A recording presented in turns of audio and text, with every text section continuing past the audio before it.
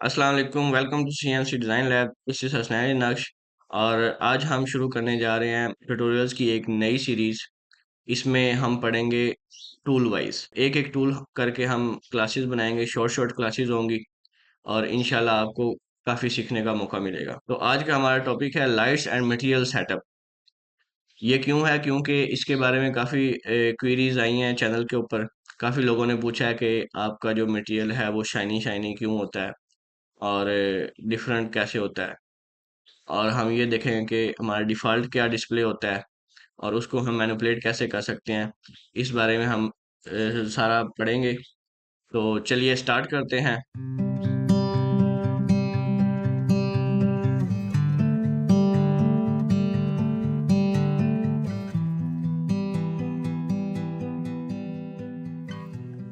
Reference کے لیے ہم ایک نیو ماڈل اوپن کر لیتے ہیں۔ اچھا، اس وقت یہ جو آپ کے سامنے مٹیریل نظر آ رہا ہے، اگر ہم اس کے اوپر کوئی 3D آبجیکٹ بنا لیں تو اس سے آپ کو کلیئرلی یہ چیزیں کلیئر ہو جائیں گی، ویزیبل ہوں گی کہ یہ کیسے ورک کرتی ہیں۔ فور ایگزامپل اس کو ہم شیپ ایڈیٹر سے بنا لیتے ہیں اسکوئر میں، اور یہ بنا لیتے ہیں راؤنڈ میں۔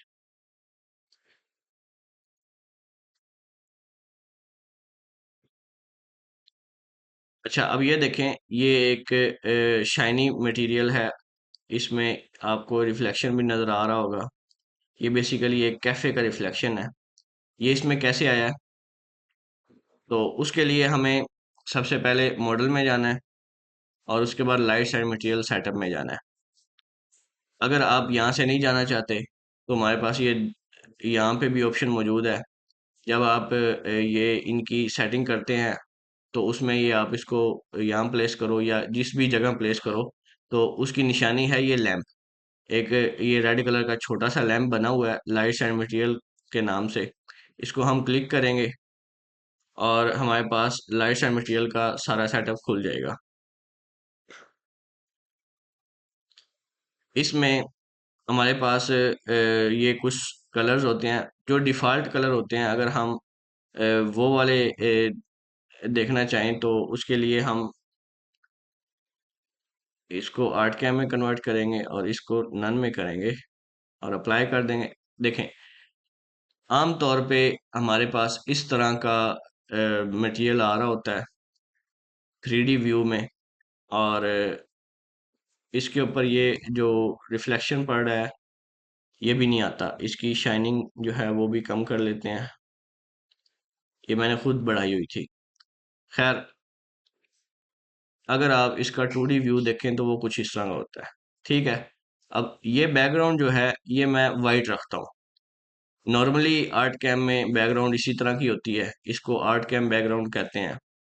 اور اگر آپ اس کو چینج کرنا چاہتے ہیں، یہ ڈیفالٹ مٹیریلز ہیں، آپ اس کو چینج کرنا چاہتے ہیں، آپ جائیں گے لائٹس اینڈ مٹیریل میں۔ اس کے بعد سب سے پہلے ہے شیڈنگ سیٹ اپ، کہ شیڈ کس طرح کا ہوگا، یہ جو اس کے اوپر شیڈ آ رہا ہے۔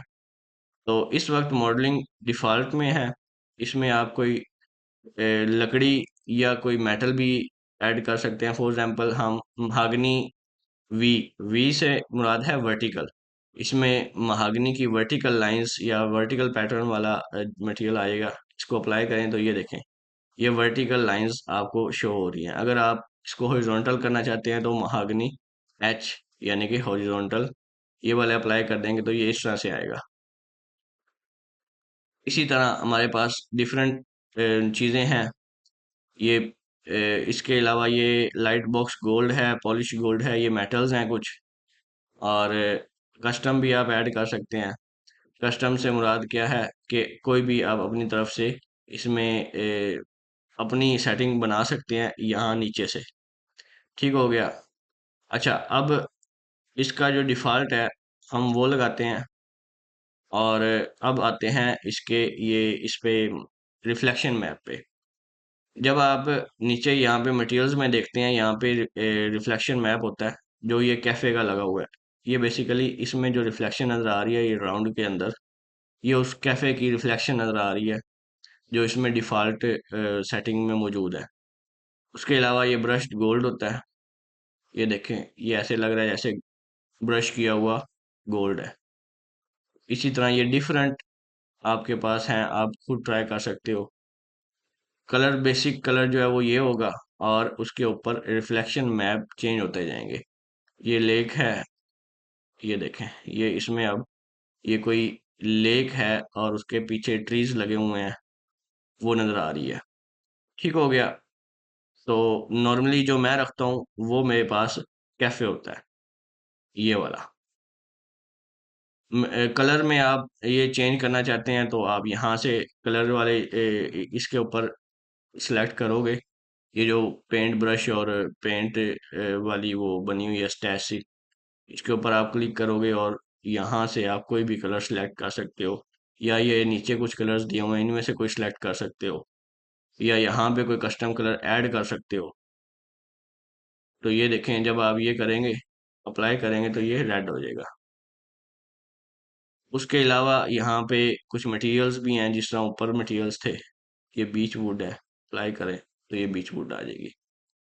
और अगर आप डिफ़ॉल्ट कलर करेंगे तो उसके अंदर आप कलर सेलेक्ट कर सकते हैं, सिलेक्टेड कलर में। डिफ़ॉल्ट हमारा ये था येलो, इसको अप्लाई करें, ये आ गया।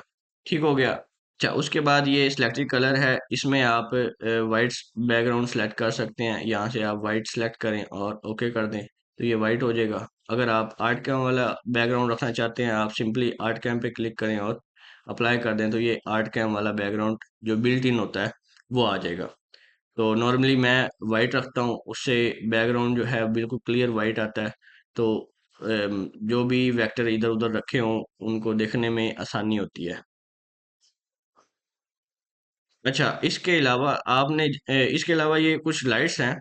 इसमें जब आप कोई पिक्चर लेके आते हो जिसके ऊपर लाइनें लगी हों और वो विजिबल ना हो, तो हम इन लाइट्स को यूज़ करते हैं। फॉर एग्जांपल मैं कोई पिक्चर इसमें ओपन कर लेता हूँ।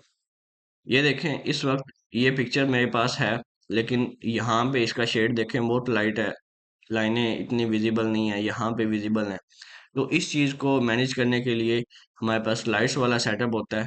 इसमें से हम सेलेक्ट कर सकते हैं कौन सी लाइट हम ऑफ कर दें, तो हमारे जो मटेरियल है, जो हमारा मॉडल है, वो सही विजिबल होगा। ये देखें, ये पॉइंट लाइट सारी मैंने ऑफ कर दी हैं और अप्लाई किया है, तो ये देखें इस वक्त ये इस तरह का नज़र आ रहा है। इसके अलावा एक और लाइट है, डिस्टेंट लाइट। इसको भी अगर हम ऑफ कर देंगे तो ये बिल्कुल डार्क हो जाएगा।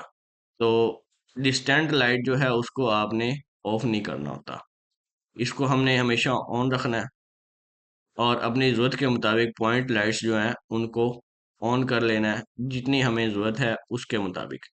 अगर आपको क्लियरली विजिबल आ रहा है सारी लाइट्स में तो ओके है। अगर नहीं आ रहा तो आप कोई एक पॉइंट लाइट, खास तौर पे ये ऊपर वाली दो, इनको ऑफ करके आप देख सकते हो कि किस स्टेट में ये सही विजिबल है। तो ये मॉडल के मुताबिक होता है। कुछ मॉडल्स ऐसे होते हैं वो सारी लाइट्स होते हुए भी हमें क्लियरली विजिबल होते हैं, तो उसके लिए इस सेटअप में जाने की ज़रूरत नहीं होती। तो ये था हमारा आज का लेक्चर और आज की क्लास। इसमें, अच्छा, इसमें अगर आप चाहते हैं कि ये वाली जो हमने मटेरियल दिया हुआ है ये नज़र आए, तो ऑब्वियसली हमें बिट मैप व्यू से, बिट मैप डिस्प्ले से स्विच करना पड़ेगा मटेरियल डिस्प्ले में। ये देखें, तो ये बेसिकली ये तीन डिस्प्ले होते हैं। एक मटेरियल डिस्प्ले होता है, एक बिट मैप डिस्प्ले होता है, और एक एक्टिव रिलीफ लेयर डिस्प्ले होता है। इसमें ये चीज़ें आ जाती हैं कि अगर आपने दो तीन लेयर्स या ज़्यादा लेयर्स बनाई हुई हैं तो जो एक्टिव है वो आपको नज़र आएगी, जो एक्टिव नहीं है वो नज़र नहीं आएगी। फॉर एग्जांपल इसमें हम कुछ बना लेते हैं जिससे हमें ये समझ आएगा।